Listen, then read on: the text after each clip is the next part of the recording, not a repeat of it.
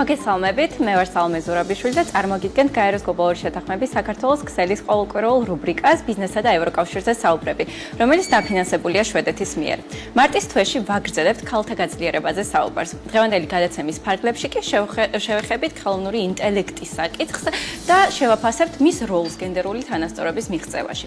2024 წლის ივნისში ხელოვნური ინტელექტის მმართველობის გლობალურმა ცენტრმა პასუხისმგებლიანი ხელოვნური ინტელექტის გლობალური ინდექსი გამოაქვეყნა. ეს არის მსოფლიოში პირველი ინდექსი, რომელიც პასუხისმგებლიანი ხელოვნური ინტელექტის საზომ ინდიკატორებს ადგენს და მსოფლიოში მის მდგომარეობას აფასებს.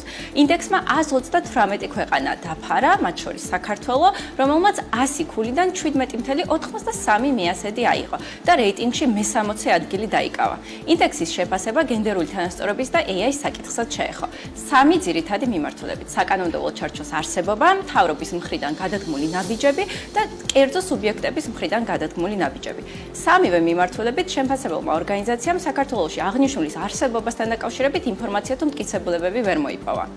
ხელოვნური ინტელექტს შეუძლია მნიშვნელოვანი როლი ითამაშოს გენდერული მიკერძოების დაძლევაში, გენდერული ძალადობის პრევენციასა და აღმოფხვრაში, ქალთა მიმართ უთანასწორო მოპყრობის იდენტიფიცირების და აღმოფხვრაში. თუმცა თუ AI-ს განვითარებას სათანადო ყურადღებას არ მივაქცევთ, მას შეუძლია უფრო გაამწვავოს გენდერული დისკრიმინაცია და გაამყაროს გენდერული სტერეოტიპები. სწორედ გენდერული თანასწორობის მიღწევაში AI-ს როლზე და ამ მიმართულებით ევროკავშირის ქვეყნებსა თუ საქართველოში არსებულ კარგ პრაქტიკაზე ვისაუბრებთ დღეს ჩვენ სტუმრებთან ერთად. ანა ლობჟანიძე, გაეროს განვითარების პროგრამის გენდერის მრჩეველი და ქეთევან დოლაკიძე, კომპანია კვანტორი ჯორჯია საზოგადოებასთან ურთიერთობის მენეჯერი, გვერდდებიან ჩვენ გადაცემაში. ანა, ქეთი, დიდი მადლობა, რომ დღეს შემოგვიერთდით და ძალიან საინტერესო თემას დაუთმობთ ჩვენს ეთერს. ანა, თქვენთან გადმოვალ პირველი კითხვით, რადგანაც მიმოხილვაში ვახსენეთ, რომ გენდერული თანასწორობის მიმართულებით ძალიან დიდი პოტენციალი აქვს ხელოვნურ ინტელექტს შეუძლია რომ დაგვეხმაროს გენდერული თანასწორობის მიღწევაში, თუმცა AI-ის განვითარებასთან ერთად ძალიან ბევრი რისკის წინაშე დავდექით სწორედ გენდერული თანასწორობის საკითხის მიმართულებით. აი ამ თემაზე რომ ცოტა უფრო მეტად მოგვიყვეთ, რა შესაძლებლობებს ქმნის AI და ასევე რა გამოწვევებს ხედავთ? მოგესალმებით, მადლობა შეკითხვისთვის. ესე იგი ხელოვნური ინტელექტის განვითარებას შესაძლებელია მოყვეს როგორც დადებითი, ასევე უარყოფითი გავლენები და დღეს სწორედ ამ ორ მიმართულებაზე იმედია მოგვეცემა შესაძლებლობა, რომ ჩავშალოთ კარგად. იმისათვის, რომ ხელოვნური ინტელექტი დაგვეხმაროს გენდერული თანასწორობის მიღწევაში, საჭიროა მისი ეთიკური გამოყენება პირველ რიგში, მათ შორის გენდერულად სეგრეგირებული მონაცემის შეგროვება და მათ შორის ინკლუზიური, მრავალფეროვანი და ზოგადად მონაწილეობითი პროცესები ამ ტექნოლოგიური განვითარების პროცესში. იმიტომ რომ როგორც უკვე აღვნიშნე, ამან შეიძლება დააჩქაროს გენდერული თანასწორობის მიღწევა, ან შეიძლება პირიქით ხელი შეუშალოს მის მიღწევას. ორგანიზაციების დონეზე ძალიან კარგი მაგალითი არის, როდესაც შიგნით ორგანიზაციები თავად იყენებენ ხელოვნურ ინტელექტს, როგორც განვითარების შესაძლებლობას, იქნება ეს მაგალითად სახელფასო სხვაობის აღმოფხვრა და ზოგადად ნახვა, რა მდგომარეობაში არის ორგანიზაცია ამ მიმართულებით, ასევე იქნება ეს მონაცემების შეგროვება, მეთოდოლოგიების დახვეწა და ანალიზი, თუ სხვადასხვა დისკრიმინაციული პრაქტიკების აღმოჩენა, ესე რა ვთქვათ, ხო?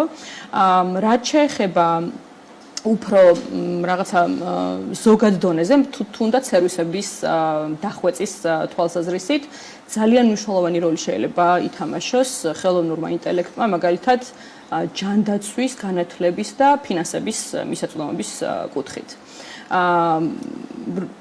ხელოვნურ ინტელექტს აქვს როგორც შესაძლებლობები, ასევე რისკები და გამოწვევები. და ამ მიმართულებით მაგალითად გამოწვევად შეგვიძლია მივიჩნიოთ ის ფაქტი, რომ დღეს ხელოვნური ინტელექტის მკვლევართა მხოლოდ 18% არის ქალი. და software, ანუ პროფესიული პროგრამული უზრუნველყოფაში ჩართულია ქალების მხოლოდ 6%. ასევე გზაში ვნახულობდი, რამდენი ქალი იყენებს ხელოვნურ ინტელექტს, ისევ ChatGPT-ს ვკითხე და ესეთი პასუხი მითხრა, რომ მხოლოდ 40%. ეს გლობალური და არა საქართველოს მასშტაბით. საქართველოში ტექნოლოგიურ ინდუსტრიაში არის ჩართული ქალების მხოლოდ 12%. და ეს მონაცემები უკვე გვაძლევს გარკვეულ სურათს იმის შესახებ, რომ ეს სფერო ისევ კაცების დომინირებულია.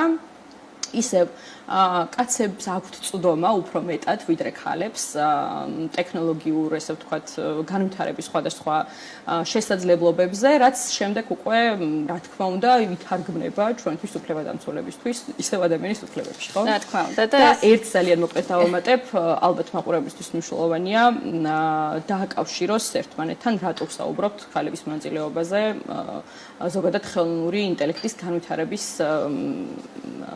სფეროში ეს დიდწილად დაკავშირებულია ისევ გენდერულ ნორმებთან და როლებთან, ასევე აღზრდის სისტემასთან და გენდერულად სეგრეგირებულ პროფესიებთან.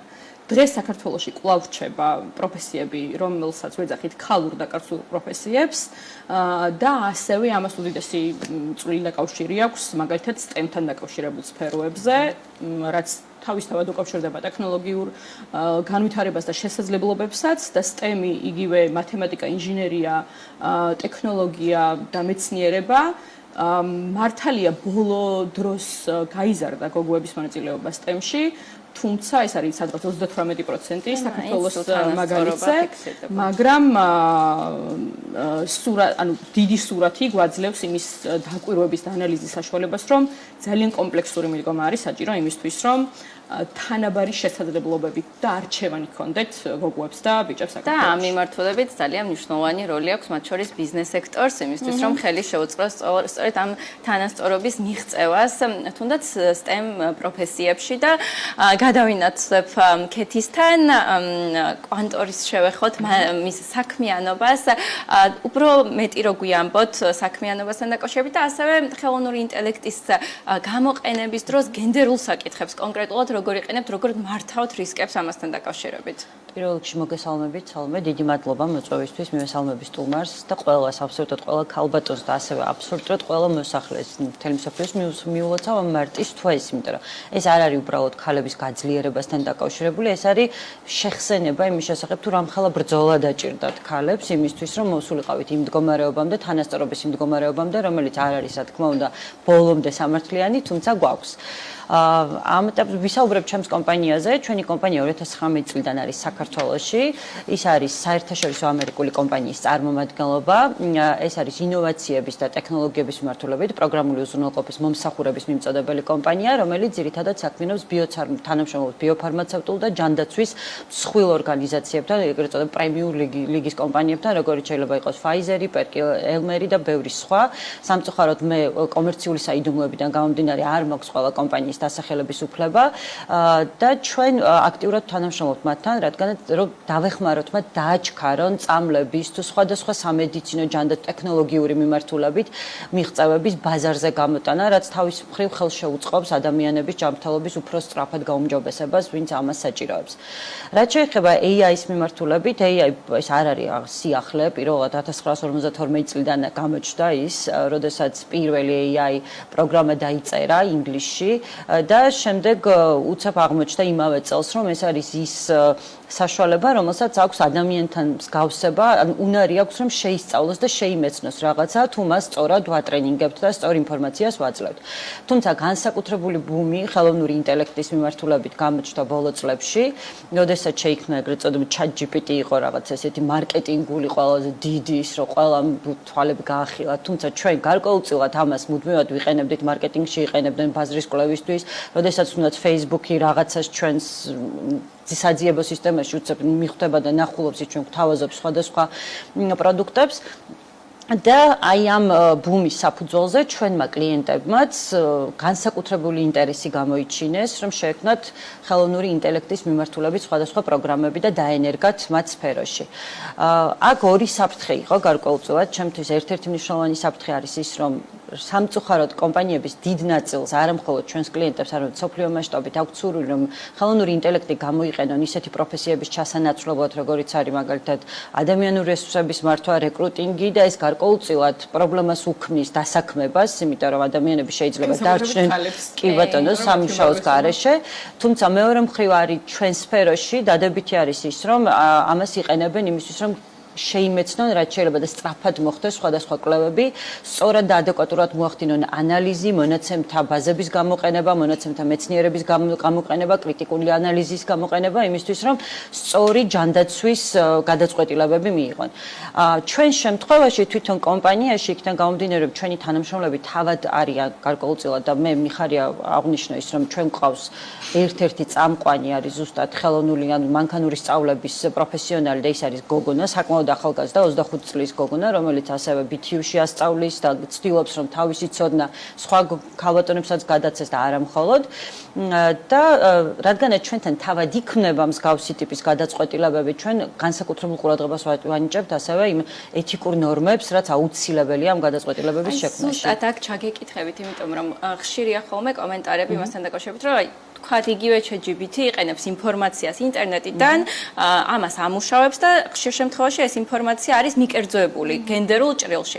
აი, როგორ მართავთ რისკებს ამასთან დაკავშირებით, რომ თქვენ გენდერული თანასწორობის მიღწევას შევუწყოთ ხელი და აი ეს გამოწვევები სამწუხაროდ ჩვენ ვერ გავაკონტროლებთ იმას, თუ რა მონაცემებს აწვდიან, როგორც ვიცით, ხელოვნური ინტელექტი სწავლობს ზუსტად ადამიანისგან, ის თვითნაბადი არ არის, შექმნა ადამიანმა აწვდის ინფორმაციას და შემდეგ ამიწოდებული ინფორმაციის საფუძველზე ვითარდება ის.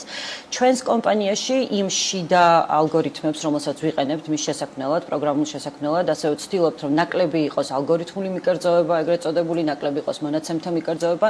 შესაბამისად, ყველა მონაცემს, რასაც ვაწვდით შექმნის პროცესში, ხელოვნური ინტელექტის მოდელებს, ვცდილობთ, რომ იყოს სეგრეგირებული, ვცდილობთ, რომ იყოს ბალანსირებული, ზუსტად იყოს მიწოდებული ეს ინფორმაცია. რა თქმა უნდა, არის შემთხვევები, აუცილებელია, რომ იყოს სამართლიანი ჯანდაცვის მიმართულებით, მაგალითად ისე, რომ გათვალისწინებული იყოს, მაგალითად დიაგნოზის დასმის დროს გათვალისწინებული იყოს, თუ როგორ გამოიხატება სხვადასხვა სახით სიმპტომურად მამაკაცებში და ქალბატონებში ერთი და იგივე დაავადება და არ იყოს ეს აგებული მხოლოდ და მხოლოდ მამაკაცების მონაცემებზე, ან თუნდაც პირიქით, რომ ეს გენდერული ბალანსი იყოს დაცული. ასევე ჩვენთვის ძალიან მნიშვნელოვანია ყველა თანამშრომელს და ქმნით უკვე შიგნით იქნება სპეციალური ტრეინინგ პროგრამები, გარდა იმისა, რომ ვცდილობთ, რომ შევიმუშაოთ ახლა მარტივი და ადაპტირებული პროგრამა, რომელიც იქნება გარეშე მომხმარებლებისთვის და დაეხმარება მათ სწორად გამოიყენონ ხელოვნური ინტელექტი, იმიტომ რომ მსოფლიო მასშტაბით უკვე იქნება უმაღლეს სასწავლებლებში სამაგისტრო პროგრამებიც კი, რომლებიც ასწავლიან ხელოვნური ინტელექტის გამოყენებას. მიმართულებით ძალიან მნიშვნელოვანია საქართველოში ნაბიჯების გადადგმა.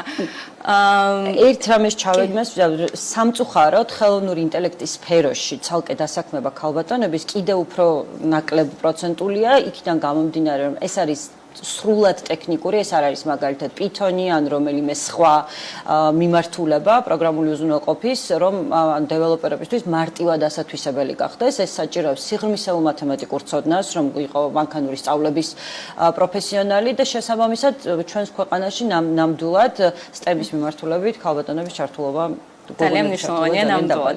ანა, ისევ თქვენთან გადმოვალ, მოკლედ რომ მოგვიყვეთ UNDP-ის პროგრამებთან დაკავშირებით, ვიცი რომ იყენებთ ხელოვნურ ინტელექტს, მათ შორის ქალთა მიმართ ზალადობის პრევენციის და შემდეგ აღმოჩენის და მიმართულებით და აღმოფხვრის მიმართულებით. ხო, ცოტა უფრო მეტი რომ მოგვიყვეთ, ოღონდ მოკლედ.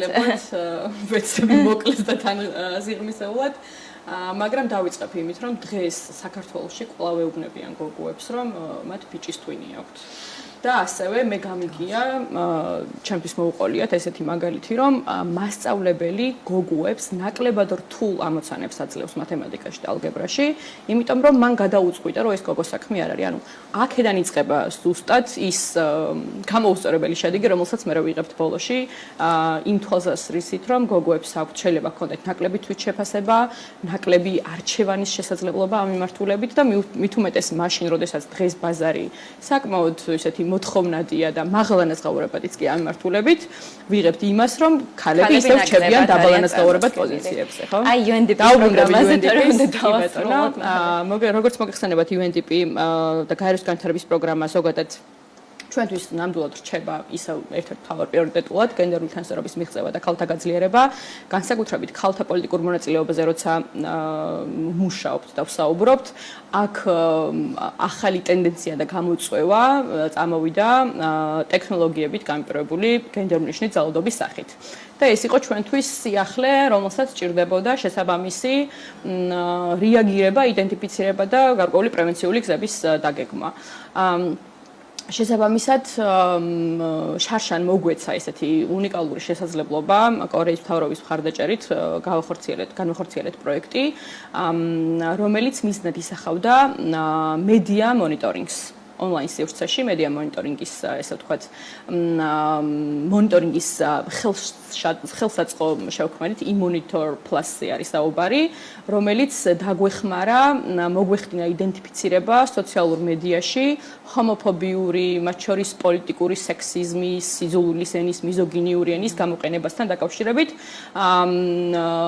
ვაგროვებთან მონაცემებს და შემდეგ უკვე ეს შესაძლებლობას გვაძლევს, ხა როცა მასშტაბი ვიცით, ბევრად მარტივია მისი ანალიზი და შესაბამისი რეკომენდაციების დაგეგმვა და განხორციელება. შემდეგ როგორ გამოიყენებთ ამ ინფორმაციას? ამ ინფორმაციის გამოყენების უნიკალური, მე ვიტყოდი, შესაძლებლობა არის ის, რომ ასევე მუშაობთ chat-bot-ზე. სხვადასხვა საქმე მინდა ვთქვა, რომ ქართული ენის დასწავლა საკმაოდ რთული აღმოჩნდა chat-bot-ისთვის, მაგრამ უნიკალური იმ მხრივაც არის, რომ როგორც ინგლისურ, ასევე ქართულ ენაზე გაწუდის ინფორმაციას და მას შეუძლია კონკრეტული თუ თქვათ პოტენციური ძალადობის მსხვერპლი გენდერული ნიშნით cyber ანუ კიბერ ესე ვთქვათ ძალადობის ან deepfake-ის მათ შორის ხო, როდესაც ხდება ადამიანის ვიზუალის და ხმის манипуляция და შეცვლა და რომელიც არ შეესაბამება სიმართლეს და რომელიც ძირითადად და უმეტესწილად გამოყენებულია ქალი პოლიტიკოსების და საჯაროდ აქტიური ქალების და მათ შორის აქტივისტების მიმართ. ეს ერთ-ერთი ბრძოლის იარაღია გენდერულ დეზინფორმაციასთან ერთად, ხო? იძლევა შესაძლებლობას, რომ კონკრეტული, ესე ვთქვათ, შემთხვევა დააიდენტიფიციროს, მას დაარქვას, თუ რა ფორმის ძალადობის ფორმაა ეს, გენდერული ნიშნის ძალადობის ფორმაა ეს და შესაბამისად შემდეგ უკვე გადაამისამართოს პოტენციურ ორგანიზაციასთან, რომელიც მსხვერპლს დაეხმარება მამასთან გამკლავებაში და ეს მგონია რომ არის ძალიან მნიშვნელოვანი, მით უმეტეს ონლაინ სივრცეში, როდესაც ძალიან ბევრი შემთხვევა ხდება, რომელიც არ ვიცით რეალურად, არ ვიცით მათი რაოდენობა, არ ვიცით რა მსვლელობა მიეცამ ამ საქმეებს, არ ვიცით როგორ ირეაგირა შესაბამისმა ორგანიზაციებმა და უწყებებმა და ამ შემთხვევაში ერთის მხრივ გვექნება მონაცემები და მეორეს მხრივ გვექნება უკვე იდენტიფიცირებადი ესე ვთქვათ, кейსები და ნამცოცხალი ადამიანები, რომლებიც ამაზე ხმამაღლა ისაუბრებენ. ძალიან საინტერესო განვითარებები არის და დარწმუნებული ვარ, რომ ხელოვნური ინტელექტი ნამდვილად ძალიან მნიშვნელოვან როლს ითამაშებს გენდერული თანასწორობის მიღწევაში და იმ გამოწვევების დაძლევაში, რაზეც ჩვენ დღეს ვისაუბრეთ. დიდი მადლობა, ანა, კეთი, იმისთვის, რომ დღეს ჩვენს გადაცემას სტუმრობდით. კიდევ გვექნება შესაძლებლობა, რომ უფრო დეტალურად გავშალოთ ეს თემა, ნამდვილად ბევრი არის სალაპარაკო. ჩვენ კი დღევანდელი რუბრიკა ამით დავასრულეთ. მომდევნო სამშაბათს შეგხვდებით.